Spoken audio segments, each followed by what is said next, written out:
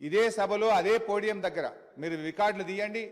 నా చేతిలో play card మేము ఆ రోజున్న మా పద్మారావు గౌడు శాసనసభ్యులం పోతిరెడ్డి ప్రాజెక్టును వెంటనే ఆపాలని చెప్పి 45 రోజులు మొత్తం బడ్జెట్ సెషన్ మొత్తం పోతిరెడ్డి ప్రాజెక్టు ఆపాలని మేము అక్కడి నుంచి కీర్తిశేషులు పీజేఆర్ గారు ఒక్కడు కాంగ్రెస్ పార్టీ నుంచి ఇక్కడి నుంచి కొట్లాడిండ్రు ఒక్కడే. ఆ రోజు మంత్రులుగా ఉన్న చాలా మంది పెదవులు ముచ్చుకొని ఇక్కడ కూర్చున్నారు తప్ప ఆ రోజు మాతో గొంతు కలిపింది ఒకే ఒక్కడు పీజేఆర్. ఆ పీజేఆర్ తనయుడు విష్ణువర్ధన్ రెడ్డి కూడా ఈరోజు మాతోనే ఉన్నాడు. రెండో విషయం I would like to clarify. నేను విషయాల్లో చర్చలకు పోతే చాలా చెప్పాలి కానీ just I'm trying to give the clarification. ఇది ముఖ్యమంత్రి గారు చెప్పిన పోతిరెడ్డిపాటి విషయం.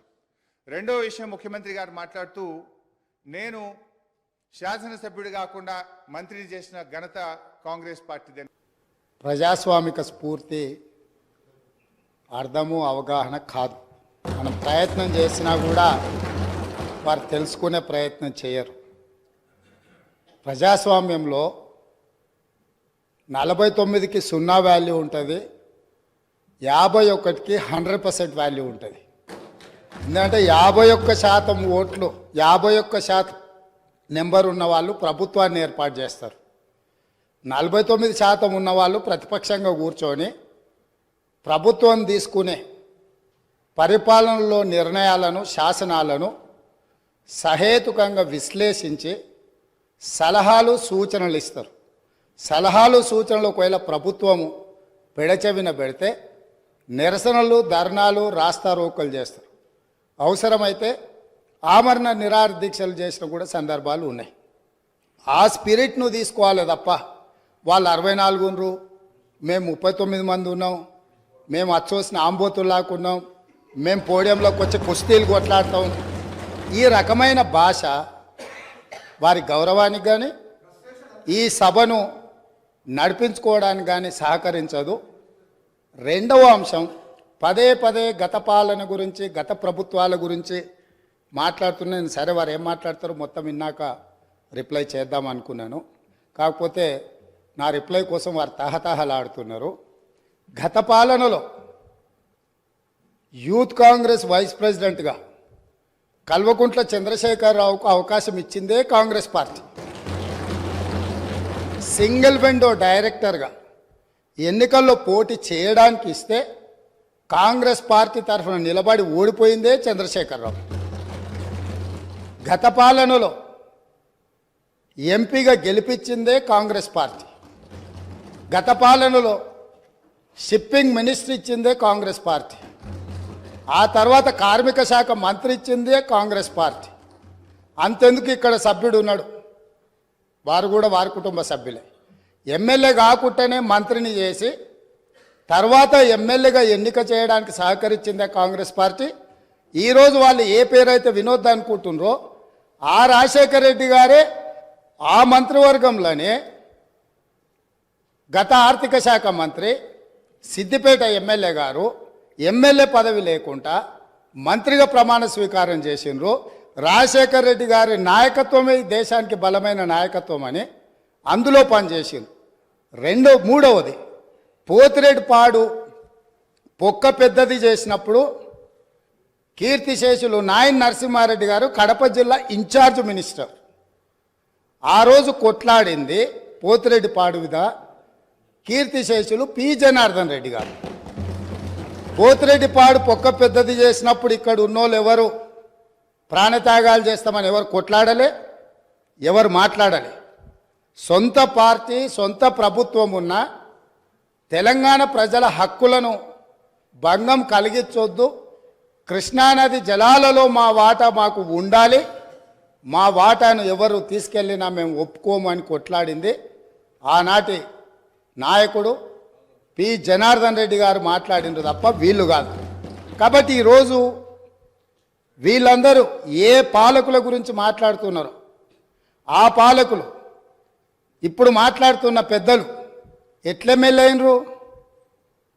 వాళ్ళ తండ్రి గారి గురువైన చంద్రబాబు నాయుడు గారి పార్టీతో పొత్తు పెట్టుకుంటే ఆ పార్టీ మద్దతుతో ఆ కండువ కప్పుకొని సిరిసిల్లలో కష్టపడి పనిచేసి నిర్మించుకున్న చీమలు పెట్టిన పుట్టలో పాములు దూరినట్టు కేకే మహేందర్ రెడ్డి అక్కడ పార్టీని నిర్మించుకొని తెలంగాణ ఉద్యమంలో పాల్గొని తెలంగాణ ఉద్యమంలో ముందు భాగం నుండి నిలబడి కొట్లాడితే ఎన్ఆర్ఐ అంటే నాన్ రిలయబుల్ ఇండియన్ కింద మేనేజ్మెంట్ కోటాలో ఇక్కడికి వచ్చి టికెట్ తీసుకొని అక్కడ ఆ కేకే మహేందర్ రెడ్డి గారిని అన్యాయం చేసి ఈరోజు ఇక్కడికి వచ్చిండ్రు. కాబట్టి ఈరోజు గతం గురించి అధ్యక్ష ఒకవేళ మా మిత్రులకు ఒకవేళ వాళ్ళకు అంతగా గతం గురించి చర్చించాలనే ఆలోచన ఉంటే ఒక రోజు మొత్తం తమరు సమయం ఇవ్వండి. తప్పకుండా జూన్ 2, 2014 కంటే ముందు జరిగిన 55 సంవత్సరాల పరిపాలన మీద సంపూర్ణమైన చర్చ ఇక్కడ పెడదాము. ఈరోజు ఇక్కడ జరుగుతున్న చర్చ జూన్ 2, 2014 నుంచి జరిగిన పరిపాలన, చేసిన విధ్వంసము, నాయకత్వం యొక్క వ్యవహార శైలి మీద మనం ఈరోజు మాట్లాడుకుంటున్నాము. కాబట్టి వారికి గతం గురించి చర్చించాలనే కోరిక ఉంటే మాకు ఎలాంటి అభ్యంతరం లేదు. గతంలో జరిగిన పరిపాలనలో ఇక్కడున్న వాళ్ళకి చాలామందికి పాత్ర లేకపోవచ్చు, కానీ అక్కడున్న వాళ్ళకు చాలామందికి పాత్ర ఉంది. ప్రత్యక్షంగా మంత్రులు చేసిండ్రు. అక్కడున్న నాగేందర్ గారు, ఆ పక్కనున్న శ్రీనివాస్ యాదవ్ గారు, ఆ పక్కనున్న హరీష్ రావు గారు, అక్కడున్న కడియం శ్రీహరి గారు, ఆ పక్కనున్న పోచారం శ్రీనివాసరెడ్డి గారు, ఆ పక్కనున్న గంగుల కమలాకర్ గారు, అన్ని పేర్లు మొత్తం అన్ని లిస్టు చదువుతా. వీళ్ళందరూ కూడా ఈరోజు వారు ఏదైతే పాపాలు జరిగినాయి అంటుండ్రో ఆ పాపాలలో సంపూర్ణమైన భాగస్వామ్యం వాళ్ళదే ఉన్నది. వరంగల్ ప్రాంతంలో జరిగిన ఎన్కౌంటర్లకు ఎవరి కారణమని చర్చ ఉంది అధ్యక్ష? ఈరోజు వారే మాట్లాడుతున్నారు. ఏమని గవర్నర్ ప్రసంగంలో మొత్తం కాంగ్రెస్ పార్టీ మేనిఫెస్టోనే పొందుపరిచిండ్రని చాలా సీనియర్గా పనిచేసిండ్రు మంత్రులుగా. గవర్నర్ గారి ప్రసంగము పార్టీ యొక్క ఎన్నికల మేనిఫెస్టోను మంత్రివర్గంలో చర్చించి మా ప్రభుత్వం యొక్క భవిష్యత్ కార్యాచరణను మంత్రివర్గం ఆమోదం చేసిన తర్వాతనే గవర్నర్ గారు ప్రసంగిస్తారు. పరిపాలనలో అనుభవం ఉన్న వాళ్ళు, గతంలో ఈ రకమైన నిర్ణయాలు చేసిన వాళ్ళు కూడా ప్రజల్ని తప్పుదోవ పట్టించడానికో లేకపోతే వాళ్ళ యజమానులను సంతోషపెట్టడానికో ఎందుకు మాట్లాడుతున్నారో నాకైతే తెలియదు. నేను సభ్యుడికి సూచన చేస్తున్నా. నేను చాలా విషయాలు ప్రస్తావించిన, తప్పకుండా సావధానంగా 5 సంవత్సరాలు సమయం ఉంది. సంపూర్ణంగా ఎక్స్రే తీసినట్టుగా ఎక్కడెక్కడ ఏమేమి ఉన్నాయో అన్నిటిని వివరిస్తాం. మా ఆర్థిక మంత్రి గారు, డిప్యూటీ సీఎం గారు జరిగిన విధ్వంసం ఏంది, ఆర్థిక నేరం ఏంది, అన్ని విషయాలు ఈ సభలోనే తమరి అనుమతి తీసుకొని చర్చకు పెట్టి వాటన్నిటిని విశ్లేషిద్దాం. మేము సిద్ధంగా ఉన్నాం.